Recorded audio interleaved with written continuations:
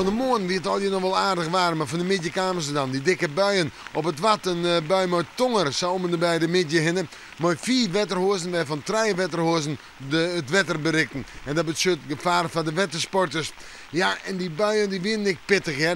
Wel, joen, nog altijd een kans op een aantal buien, maar kans op tonger, maar kans op wind, maar kans op flink wat wetter.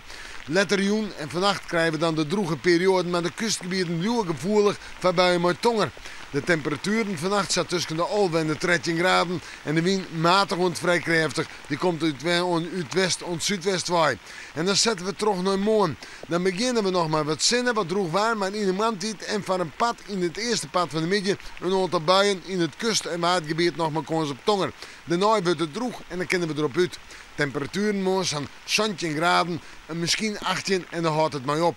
Een matig en krachtige wind uit west en zuidwest waait. En dan zorgen we vooruit naar een manje met petite Rijn en lichte Rijn. Maar een koel, koud watertype en kil watertype 16 graden. Een hudde wind in de kustgebieden. Tiesje bij wat meer droege perioden en een bui of een buiken. Waasje komt de zinnen weer om en dan een enkele bui of een buiken. De temperaturen deze dagen om en bij de 17 graden heen. Ja, en dan lijkt het soms wel jest. We met een manje, maar weer even in het waarsje.